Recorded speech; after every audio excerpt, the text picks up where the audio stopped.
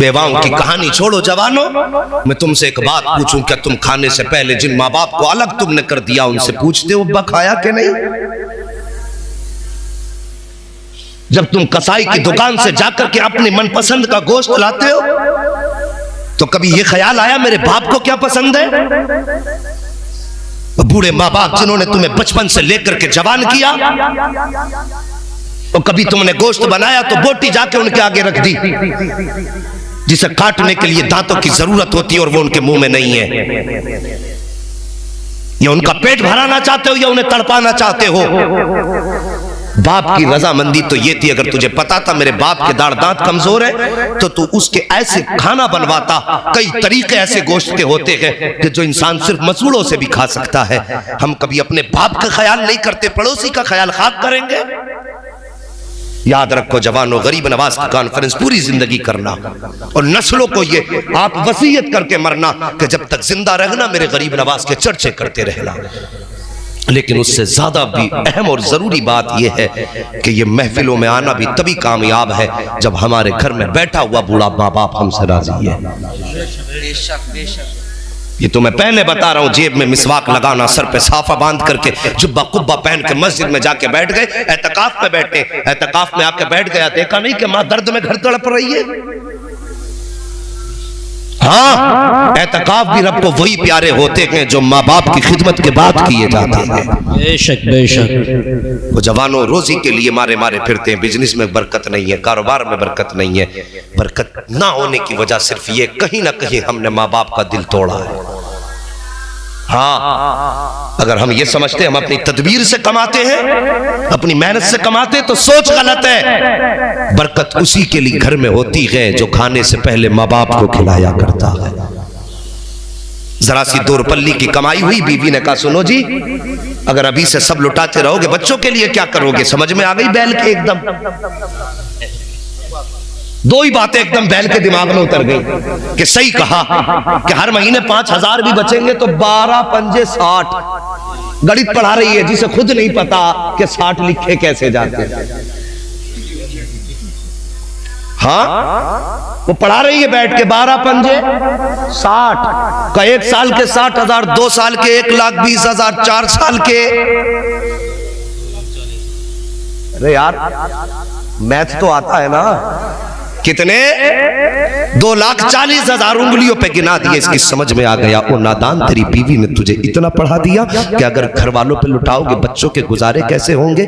जब बीवियां ये कहा करें तो उसके सामने मुस्तफा का फरमान खोल के रख दिया करो। आओ मेरे नबी की तारीख उठा करके देखो, अभी आपने ऐलान नबुव्वत नहीं फरमाया है, मक्के के बाजार में सरकार जा रहे हैं, आपने देखा एक जवान अपने बाप का गिरेबान पकड़ के लाया है और उसको गालियां बक रहा है। मेरे सरकार ने बूढ़े बाप पे जुल्म होते देखा, गए जाके जवान की कलाई पकड़ी, बूढ़े का गिरेबान छुटाया और छुटाने के बाद फरमाया कौन है ये, तेरा क्या लगता है? उसने कहा ये मेरा बाप है। आप फरमाते तू इसे क्यों मार रहा है? जैसे उसने इतना सुना ना, कहने लगा आप कौन है? आप फरमाते बता तो सही से क्यों मार रहा है? उसने कहा कि मैं क्यों बताऊं, इसी से पूछो। जैसे मेरे नबी ने बूढ़े की तरफ तवज्जो की है, खुदा की कसम अभी जबान नहीं खुली थी कि आंखें बूढ़े की बरसनी शुरू हो जाती है। और हर जवाब से पहले बूढ़े ने कहा था मेहरबान बता तो सही, आज तक मक्के में कोई ऐसा नहीं आया जिसने किसी पिटने वाले का गिरेबान छुड़ाया हो। आज तक कोई ऐसा नहीं आया जिसने मजलूम की आकर के मदद की हो। बता तो सही तू कहां का रहने वाला है, तेरा नाम क्या है और बता तेरा रिश्ता किस खानदान से है। मेरे नबी फरमाते बाबा मेरा नाम न पूछ, बस इतना बता तेरा कसूर क्या है, ये तुझे क्यों मार रहा है? बूढ़े ने कहा था आने वाले, बात यह है कि जब तक मेरे पास पैसा रहा ये मेरी कमाई खाता रहा और जब कमाई खत्म हो गई है तो अब मुझसे कहता कि मैं इसके ऊपर बोझ बन गया हूं। मेरा खांसना इसे जहर लगता है, मेरा बोलना इसे जहर लगता है और ये मुझे इसलिए बाजार में लेकर के आया है ताकि गुलामों की लाइन में खड़ा करके बेचे और उसका पैसा जाकर के ये इस्तेमाल करे। मेरे नबी ने इतना सुना है, जवान के सीने पे घूंसा मारा और इरशाद फरमाया नादान अगर अमीर बनना चाहता है तो इसे बाजार में न भेज, अमीर बनने का मैं तुझे रास्ता बताता हूं। उसने कहा कौन सा रास्ता? आका फरमाते हैं जा बूढ़े बाप को घर लेके चला जा, इसकी रातों दिन खिदमत किया कर, याद वक्त जब सारी दुनिया सो जाएगी और तू खर्राटे की नींद भर के सोएगा तो दुनिया से गाफिल होगा। रात के अंधारे में जब इस बूढ़े बाप के हाथ उठेंगे और इसकी धीमे धीमे पलके खुलेगी और बहकती जबान हिलेगी, इसके कांपते होठ खुलेंगे और ये हाथ उठा के कहेगा, या अल्लाह मेरे बेटे ने मेरी खिदमत का इंतजाम किया है, तो इसके नस्ल की रोजी का इंतजाम फरमा दे। आका फरमाते हैं, तू इसको बेच करके अमीर बनना चाहता है, अमीर ऐसे बना जाता है। जब ये दुआ करेगा इसके हाथ उठेंगे तो हाथ नीचे बाद में आएगी। खुदा की रहमतें तेरे दरवाजे पे पहले आ जाए। बेशक, सुभान अल्लाह, सुभान अल्लाह, वाह वाह वाह। अगर अमीर बनना चाहते हो और कौम की बेटियों, कौम की शहजादियों, तुम्हारे भी माँ बाप हैं, तुम भी किसी की बेटी हो, यहां आकर के किसी बेटे को बाप के खिलाफ खड़ा मत करना। तुम अपने घर में तो चाहती हो कि हमारा भाई हमारे माँ बाप का फर्माबरदार रहे और हमारा शोहर हमारा फर्माबरदार रहे। सब पे हुकूमत ना चलाया करो, बीवी हो बीवी बन के रहो। रह गई बात रिस्क की तो मुस्तफा के करम पे छोड़ दो, आका के करम पे छोड़ दो। फिर तुम इतनी तदबीर से नहीं कमा सकते हो जितने मुस्तफा के करम से तुम्हें मिल जाएगा।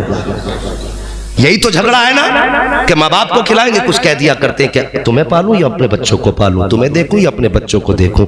नादान, कभी माँ बाप के नाम पे लुटा के तो देख। एक बात मुझे याद आ रही है, वो बात बता के मैं बात खत्म कर लूं। एक बात याद आ रही, 3 दोस्त थे, बकरियां चराया करते थे। उनमें एक दोस्त ऐसा था जिसकी जिंदगी का मामूल था कि जब शाम को बकरियां लेकर के जाता, पहले उनका दूध दूह करके अपने माँ बाप को पिलाता, उसके बाद अपने बच्चों को पिलाया करता था। एक दिन हुआ क्या, वो आने में उसको ताखीर हो गई जंगल से। वो आया देर से और आकर के उसने बकरियां दुई, बच्चे भी भूख से तड़पते रहे, बीवी भी बैठी रही दूध के इंतजार में। जब आया ना, उसने दूध निकाला बकरियों का, लेकर के प्याला माँ बाप के पास गया, सो चुके थे। जब सो गए, ये सारी रात प्याला लेकर के खड़ा रहा। बहुत मुश्किल होता है सागिब, बच्चे बाप के कदमों में लिपट के रोते रहे, अब्बा भूख लगी है, अब्बा भूख लगी है, अब्बा भूख लगी है। इसने कहा, जब तक माँ बाप को नहीं खिलाऊंगा उस वक्त तक तुम्हें नहीं खिला सकता हूँ। पहले हक इस पे मेरे माँ बाप का है। यार सवेरा हो गया, फजर का वक्त हो गया, सुबह तक बच्चे रोते रोते बाप के कदमों में गिर के सो गए, लेकिन ये माँ बाप के इंतजार में खड़ा रहा। उठाने को इसने बेअदबी समझा है। आज साहिब हम बिस्तर पे लेटे रहते हैं, दरवाजे पे कोई आए तो कहते हैं, अब्बा देखियो कौन आया है दरवाजे पे। तू इतना बड़ा नवाब हो गया, अपने बाप को हुक्म देके कहता दरवाजे पे जाके देखो, तेरे पैरों में मेहंदी लगी है, तू उठ नहीं सकता है। तेरी ये औकात हो गई कि तू बाप से कहता दरवाजे पे जाके देख। अरे नादान, हक तो ये था कि अगर बाप दरवाजे पे भी खड़ा था, तू बिस्तर पे लेटा था, अगर कोई दरवाजे पे आया था खुद दौड़ के जाता, अपने बाप से जाकर के उसकी खबर देता, और तू बाप से कहता दरवाजे पे देखो कौन आया है। अल्लाह अकबर, इनकी कहानी सुनो। बच्चे रात भर रोते रहे, इसने दूध नहीं पिलाया है। जब फजर के वक्त उठते हैं माँ बाप, उसके बाद इसने दूध पिलाया है, उसके बाद फिर बच्चों को दूध पिलाया है। ऐसे दिन गुजरते गए। एक वक्त ऐसा आया कि गर्मी की शिद्दत थी और ये बकरियां चरा रहा था। पहाड़ के अंदर खाली जगह हुआ करती है जिसे गार भी कहा जाता है, खोह भी कहा जाता है। ये तीनों दोस्त जाकर के उस गार के अंदर धूप से बचने के लिए बैठे। अचानक पत्थर ऊपर से गिरा और गार के मुंह पे आके रुक जाता है, गार के मुंह पे आके रुक जाता है। तीनों ने ताकत लगाई, पत्थर नहीं हटा है। अल्लाह अकबर, 3 दिन हो गए हैं। जब भूख की शिद्दत सताने लगी, जब इन्हें ये लगा कि अब मर जाएंगे, तब इसने कहा था, यारो अपने अपने अमल याद करो, अपनी अपनी नेकियां याद करो। सबने अपनी अपनी नेकियां याद की है। सब कहते हैं कि या अल्लाह मेरी किस नेकी के बदले में पत्थर हटा दे। दूसरे ने कहा, या अल्लाह मेरे इस नेकी के बदले में पत्थर हटा दे। फिर इसकी बारी आई है, इसने रोक करके अपनी आंखों को भिगोया है और आंसुओं का जेवर चेहरे पे सजाया है। उसके बाद रुख अल्लाह के अर्श की तरफ उठाया है और फिर उसके बाद कहता है, या अल्लाह एक रात में अपने माँ बाप की रजा के लिए रात भर खड़ा रहा था। मेरे मालिक, मैंने बच्चों को दूध नहीं पिलाया था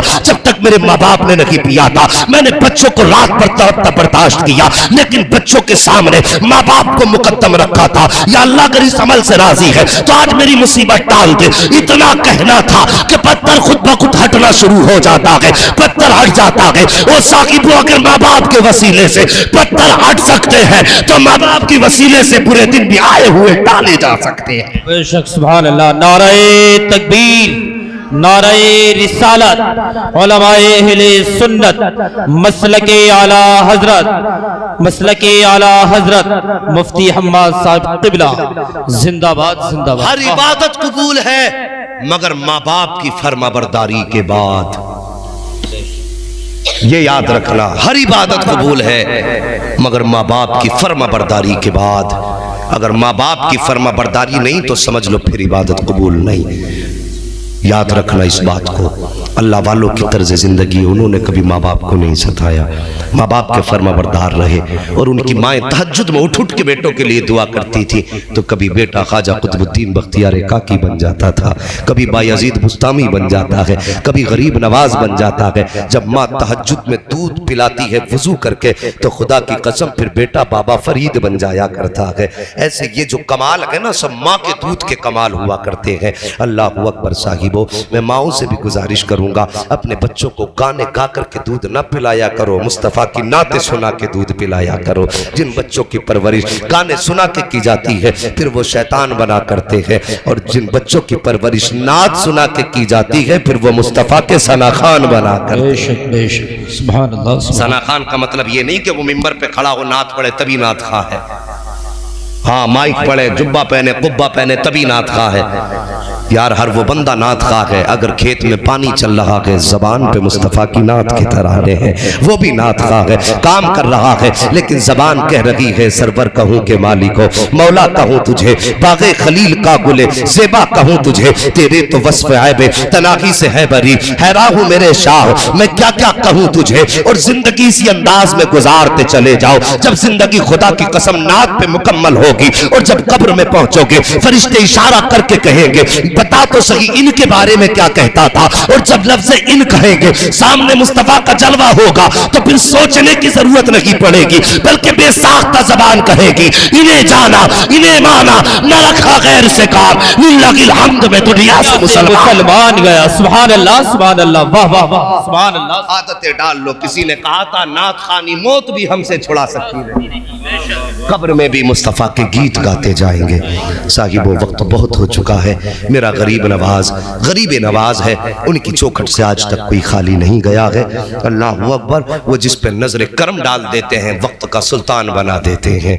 मेरे गरीब नवाज को मुस्तफ़ा ने कुतुब बताया था, हमने तुम्हें कुतुबियत की डिग्री दे दी, और कुतुबियत की डिग्री विलायत में सबसे बड़ी डिग्री होती है। सिर्फ कुतुब जो है वली नहीं होता, बल्कि उसकी चौखट पे कितने वली बनाए जाते हैं। आज तक गरीब नवाज की चौखट से कोई हिसाब नहीं, कितने वली बना के निकाले गए होंगे, कितने गौस बना के निकाले गए होंगे, उसका कोई हिसाब नहीं है। और फिर वो ठहरे मेरे मुस्तफ़ा के शहजादे, वहां तो ये भी नहीं देखा जाता है कि पापी आया है कि नमाजी आया है, अच्छा आया है कि बुरा आया है। उनकी चौखट का तो मामला है कि बंदा व मोहताज व गनी एक हुए, तेरे दरबार में पहुंचे तो सभी एक हुए। जब उनके दरबार में पहुंचते हैं तो फिर कहानी ये होती है कि एक ही सफ में खड़े हो गए महमूद वयाज, ना कोई बंदा रहा ना कोई बंदा नवाज। और जब देने पे आते हैं खुदा की कसम हाथ जिस संत उठा गनी कर दिया, मुझे पहले समाहत पे लाखों सलाम। ये उनकी सखावतें हैं और उनकी शान। बस आखिरी बात कह दूं, तेरी नस्ल पाक में है बच्चा बच्चा नूर का,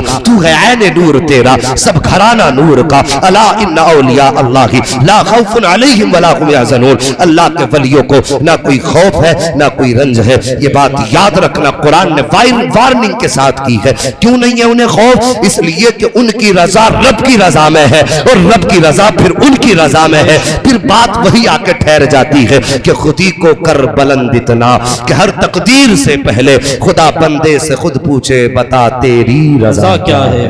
बस भाइयों, वलियों से प्यार करो, माँ बाप की इज्जत करो। करेंगे इज्जत माँ बाप की? और जो यहाँ नहीं आए हैं ना, उन्हें पकड़ पकड़ के समझाना। भाई सुल्तानी साहब कलाम पढ़ रहे थे, कहा होगा ना हाथ उठाओ जितने लोग माँ बाप से प्यार करते हैं। मेरे हिसाब में ना मत उठाओ भाई, शर्मिंदा हो जाओगे। मैं हाथ नहीं उठवा रहा हूँ, मैं उठवाता भी नहीं हूँ, ये काम भी नहीं करता हूँ। महफिल में बैठ के झूठ नहीं होना चाहिए, क्योंकि मैं अगली बात जो कहने लगा बड़ा कड़वा सच है। कभी हाथ उठवा लो कि कितने लोग, सारे उठा देंगे। और मैं पूछूं ईमानदारी से बताना, कितने लोग माँ बाप से इजाजत लेके आए हैं? तो गिनती के चंद हाथ उठेंगे। ये है वफादारी हमारी और ये है ज़बान और अमल हमारे। वफा का मतलब ये, जवानों बच्चों, हालात दौर बड़े नाजुक हैं। जब निकला करो ना, माँ का सर पे हाथ रखवा के निकला करो, इसलिए कि मुसीबतें चारों तरफ से मुसलमानों को घेरे हुए हैं। फरमाया गया माँ बाप की दुआएं औलाद के हक में नबी की दुआ की बराबरी का दर्जा रखती है। घर से निकला करो, नसीब वाले हैं वो जिनके सर पे माँ बाप का साया है, वरना माँ बाप के जाने के बाद रोने के सिवा कुछ नहीं रहता। और रोना भी बेफायदा रहता। रोना वो अच्छा होता है जिसमें कोई आंसू पोंछने वाला हो। और माँ बाप के बाद तो फिर कोई आंसू पोंछने वाला भी नहीं होता। लोग आंसुओं का मजाक उड़ाया करते हैं। साहिबो माँ बाप हैं, इनकी कदर कर लो। घर से निकला करो, सर पे माँ बाप का हाथ रखवा के निकला करो। खुदा की कसम, नबी के फरमान की रोशनी में हमारा अकीदा ये है, जब माँ बाप की दुआ लेकर निकलोगे तो जब तक दरवाजे पर वापस नहीं आ जाओगे उस वक्त तक मौत भी तुम्हारा कुछ नहीं बिगाड़ सकती। हाँ याद रखिए, तुम्हें वक्त से पहले घर लाया जाएगा। मौत के वक्त से पहले पहले अल्लाह तुम्हें घर का दरवाजा दिखाएगा।